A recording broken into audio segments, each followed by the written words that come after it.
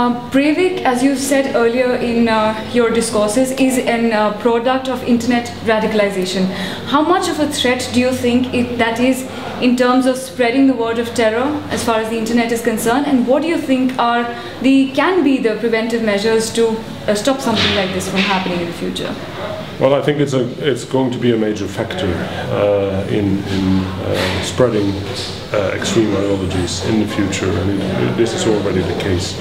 It has been discussed quite a bit when it concerns jihadist terrorism, and I think that the discussion will widen and also be a discussion which talks about right-wing extremism, left-wing extremism, conspiracy theories as well.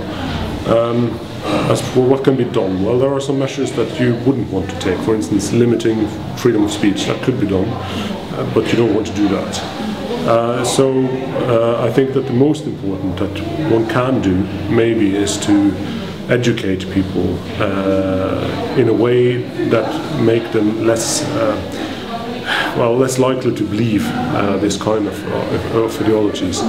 I think also it's important to try and build a sense of community cohesion, togetherness in society, which goes around different kinds of people in such a way that ideologies that try to sell hatred against whether it's a minority or a different class or whatever it is, that it won't sell as good.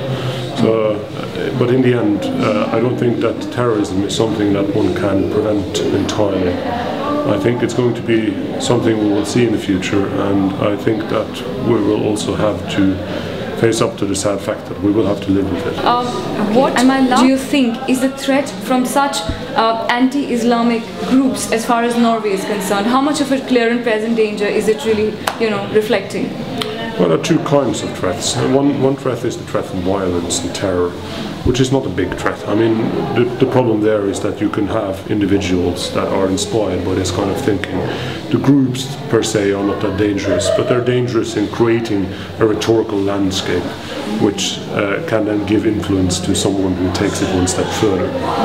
But there is another kind of threat, and that's a democratic threat. I mean, if these ideas reach many people, and conspiracy thinking concerning Muslims, for instance, reach many people, then that can affect how people vote, and that can affect which political groups get to power, and that can change society, and it can change society for the worse. And maybe that's even though after a terror attack it's easy to think of terror as the biggest threat, but maybe the biggest threat is not the terror, but rather that the ideas themselves are spread. Thanks so much, Øvyind Strømmen, for speaking with The Foreigner. Really appreciate it. Thank you.